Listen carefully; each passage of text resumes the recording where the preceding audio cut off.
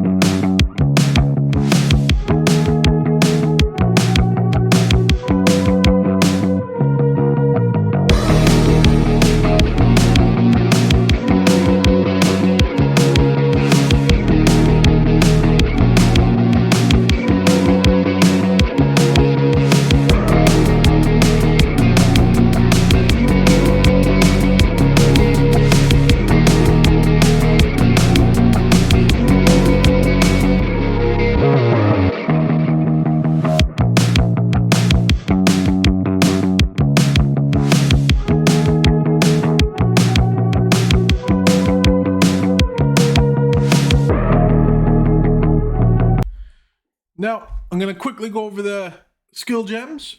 There's only really 3 required. As you can see, with this build, we have the haste buff. I love playing with this. I can't play without it. My minions love having it. And we're going to get into that. So, to get the haste buff, we will be using tame beast. And the beast we tame is the Frozen Mandible. We tame him with, he's got to at least have the haste aura. Any other effects is totally up to you. I went with all damage shocks. This is very helpful to have, especially against bosses. With the tame beast, I am using Maim, Heft, Loyalty, Minion Mastery, and this last gem I have been fooling around with myself, but right now I'm using Bleed. The next gem is Specters. We are also using the Frozen Mandibles here. Before I get into the gems I'm using for this, I will show you guys the tooltip on my Tame Beast. So their damage per second is 20,000 sheet damage. Just to kind of give you guys a rough area where you should be. Now for the Frozen Mandibles, for the Specters, we're using Feeding Frenzy, Minion Mastery, Muster, Rapid Attacks, and Impact Shockwave. I'll show you what kind of damage these guys are at. Just shy of 100,000 damage per second. This is some big damage. And for the last skill gem, we are using Blasphemy. And the reason you use Blasphemy is to apply curses without having to cast them. And we are using Despair. And the reason we are using Despair is for the negative chaos resistances, because our minions do chaos damage. The only other support gem I would worry about using is a Magnified Area. That's it. That's it for the skill gems. Now, just to go over some nodes, this build is very similar to the Infernalist build. The only difference is you have your Lich Ascendancy, and there's two things in this Ascendancy that make this build so great. And we're going to start with the first one, which is Necromantic Conduit. And what this does is gives you and your allies Unholy Might. Now what is Unholy Might? Unholy Might is a buff that grants 30% of all damage as extra chaos damage. This is huge. Then we also come down here and got Blackened Heart. 4% increased magnitude of Unholy Might buffs you grant per 100 maximum mana. This is a big buff to your Unholy Might.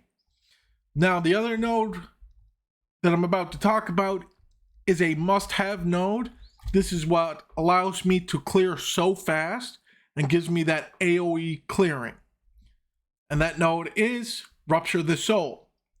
Cursed enemies killed by you or by allies in your presence have 33% chance to explode, dealing a quarter of their maximum life as chaos damage. This is huge. This is a must-have.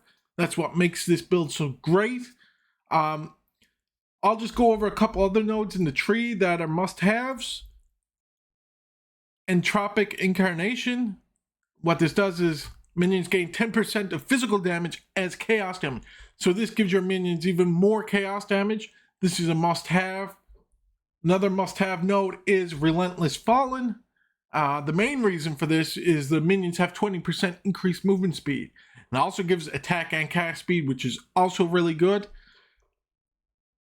And we would also want Lord of Horrors, 12% increased reservation efficiency of minion skills. That's pretty well it. There's some of the main nodes you're going to want playing Frozen Mandibles. You can also go the same route as an Infernalist. The only difference is we are using Blasphemy. So having these nodes here help a lot. Increased area effect of curses. Also, Zone of Control. The main part of this, enemies you curse are hindered with 15% reduced movement speed, which is also huge.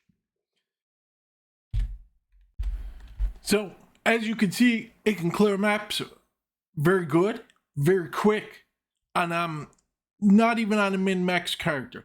This character might have between 10 to 15 divs in it. Yeah, I got some pretty good items in certain spots, but that's it. My resistances are not even maxed. Close to, but not maxed. I only have 6.5k energy shield. With Lich, on a build like this, you should be able to get up anywhere from probably 8, maybe to 11,000. Depending on how things go. I'll quickly go over the items I got.